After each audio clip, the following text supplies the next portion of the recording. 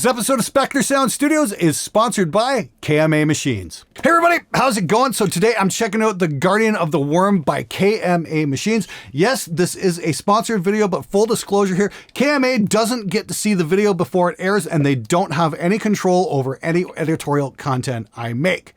So with that being said, let's get to it.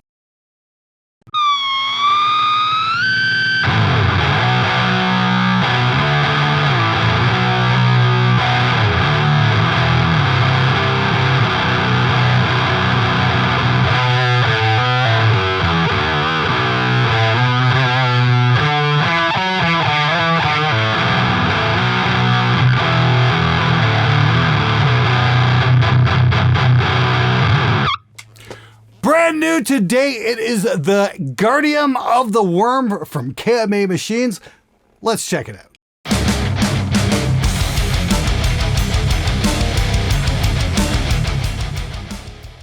Hey everybody, how's it going? So yeah, I've got the brand new Guardian of the Wurm pedal right here from KMA Machines, and as you kind of guessed, it was kind of a modern recreation of the world famous HM2 pedal, kind of giving that whole Swedish chainsaw effect thing going on.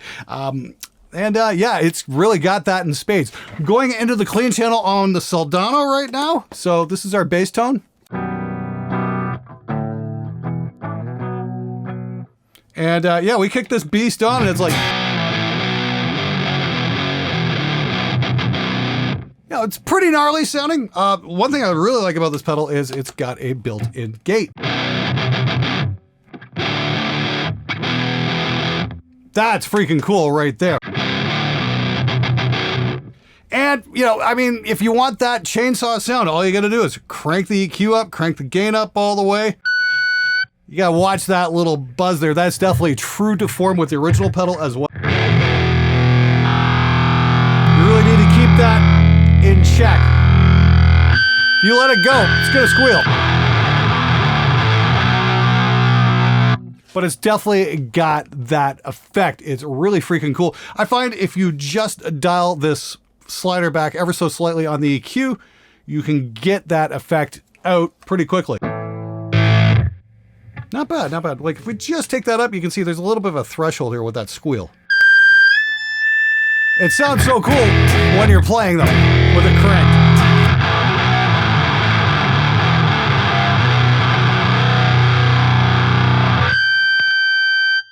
Yeah, the gate will work, sort of, for that squeal.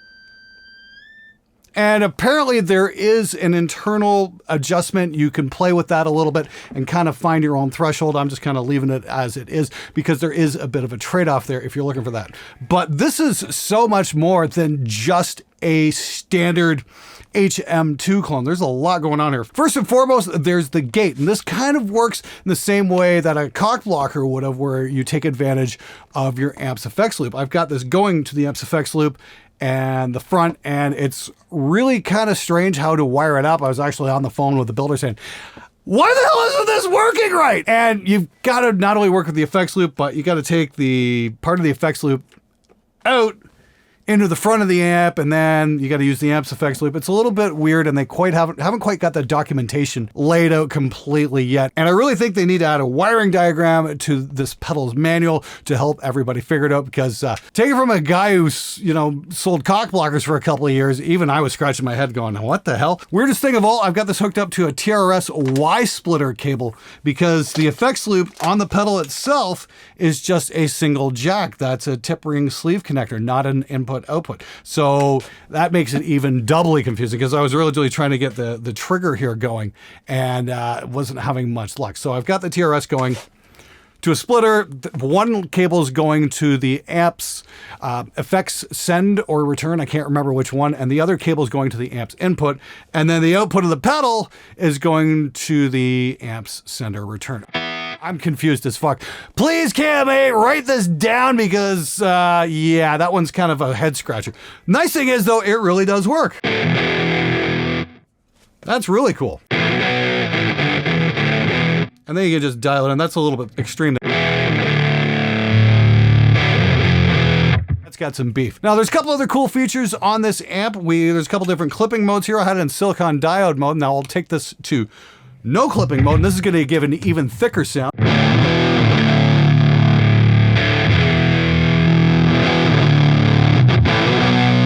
That's super cool. And if I take the master down here, we get slightly more tame kind of sound.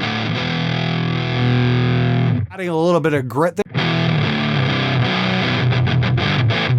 Now, they said this is great for bass guitars and baritones. I think it's really sounding great with this Ormsby 7-string, just like this, just on a standard, B tune. Yeah, I think that's great. I mean, again, bass tone.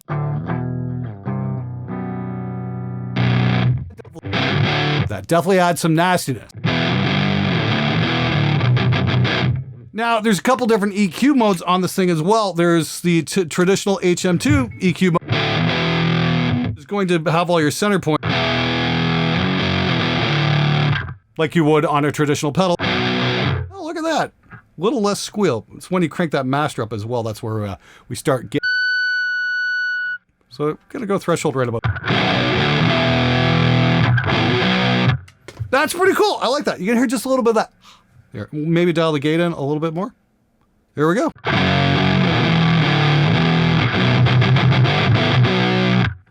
Yeah, that's not...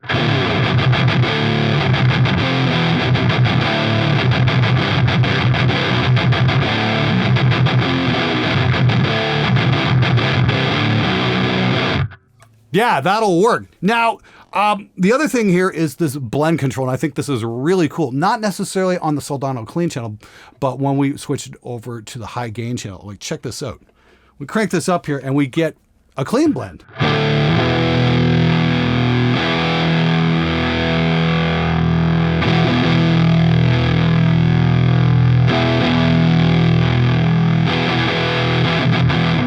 So the idea there is it's going to pass a clean signal into your amp. Let's try setting this up a little bit different for the distortion channel. Let me just turn the thing off right now. Switch over to the Soldano overdrive channel.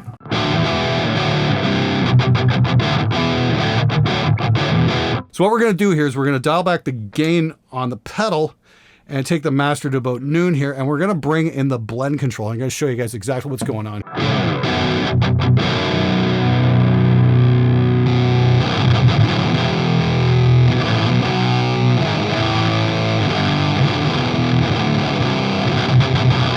Obviously, that's got that insane over-the-top kind of sound. And, maybe that's a little much for what I'm looking for. But this is really cool when you start tweaking the pedal out just a little bit more.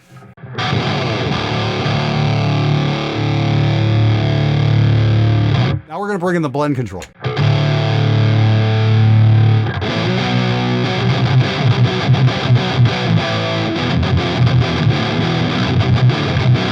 So what we've done is just brought in a little bit of gain and a lot of level. So we've got a clean signal going here and just a little bit of grit. So if we turn this off, here's the bass Soldano tone.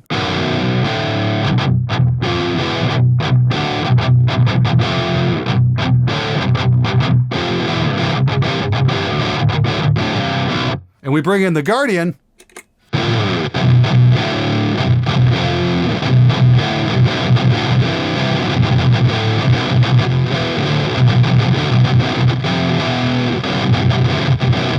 That's pretty cool. I think the gate might be just biting in a little too much on that right there. We're going to bring that back a bit so we can just hear a bit of noise.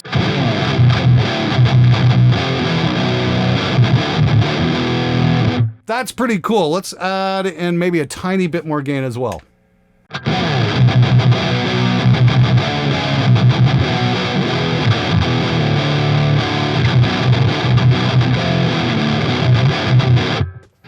Yeah, that adds in quite a bit of dimension. Once again, turn the terror off.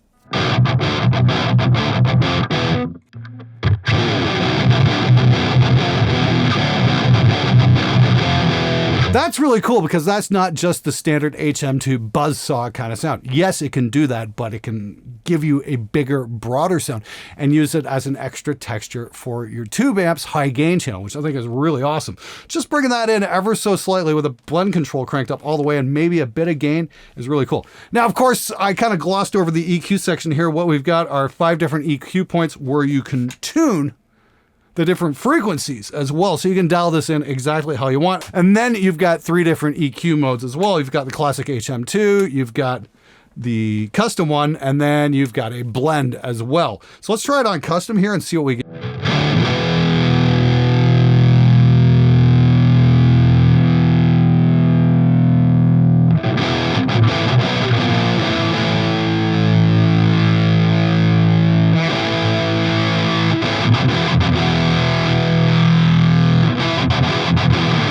Oh, that is freaking cool right there. Wow.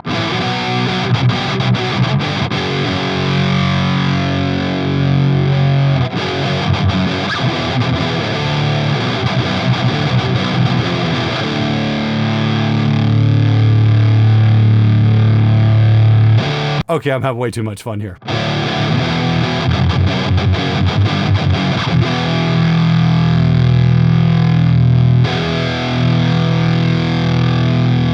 I'm kind of liking that sound right there.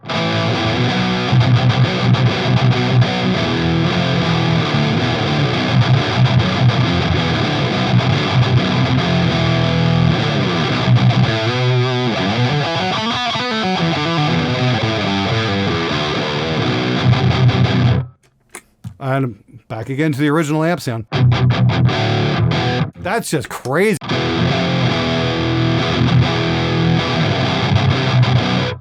Cool. Of course, the big deciding factor on any piece of gear in the studio is how well does it work on a mix. So what I've done here is I've quad tracked a piece with 2 tracks on the Soldano clean with the Guardian, and then 2 tracks like this on the Soldano high gain channel with the blend knob up all the way. So we're getting a bit of the chainsaw and a bit of what I just created here. Let's let it rip.